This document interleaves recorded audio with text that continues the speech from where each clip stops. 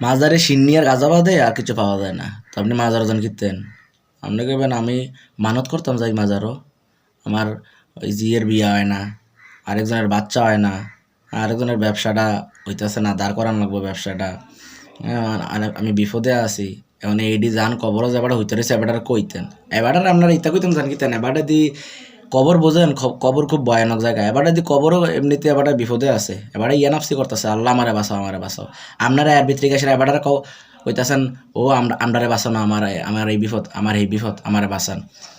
এবারটা কারে গোলামের বিপদে থেকে কিতা শুরু করছে, আমি গিয়ে এমনি বিপদে আছি, ইয়ানাফসি করতেছি, ইতান দিয়া ইয়া আমার গুতা দিছে দাঁড়া, এবার আছে কইতেছে আল্লাহ আমার খালি একটা সুযোগ দুনিয়াটা যাইতারলে ইতান রে ফিসা মরা বান্ধি এমন ফিটা ফিটলাম হইলে, মানে এবার কিন্তু কবর থেকে এটাই কয়। হ্যাঁ, আপনারা কার কাছে মানত করেন? মানত হবে আল্লাহর কাছে একমাত্র, আল্লাহ ছাড়া কারোর কাছে মানত করা যাবে না, দিবে আল্লাহ, আরেকজনের কাছে খুঁজবেন। হ্যাঁ, তা আল্লাহ খুশি হয় এটি করলে, মানে আল্লাহ আপনার একটা জিনিস দিব, আপনি খুঁজতেছেন আরেকজনের কাছে, তো জিনিসটা পাইবেন, আর যে দেওয়ানের এতে কি আর খুশি হইব? এই দুটা কমন সেন্স মাথা ধরে না?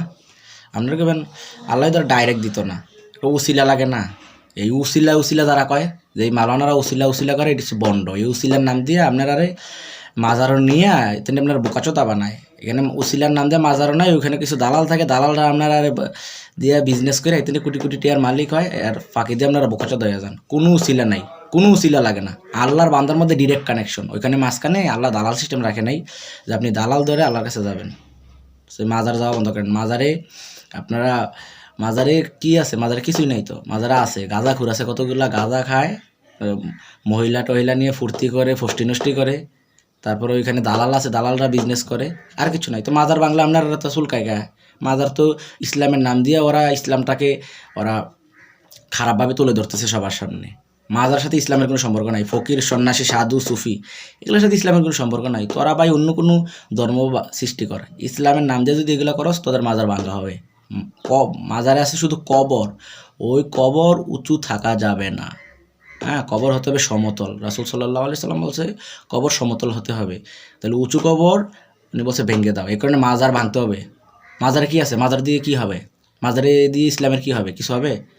এটা কবর জাস্ট, ওখানে জিয়ারতের উদ্দেশ্য যাওয়া যাবে না, আপনি জাস্ট যাচ্ছেন একটা জায়গা দিয়ে, সামনে কবর পড়ছে, হ্যাঁ সেখানে জিয়ারত করতে পারবেন, জিয়ারতের উদ্দেশ্যে আপনি কোনো অলির কারো কবরে যেতে পারবেন না। সো এইসব মাজার টাজার বন্ডামি বিজনেস এগুলো বন্ধ করতে হবে, মাজার ভাঙতে হবে।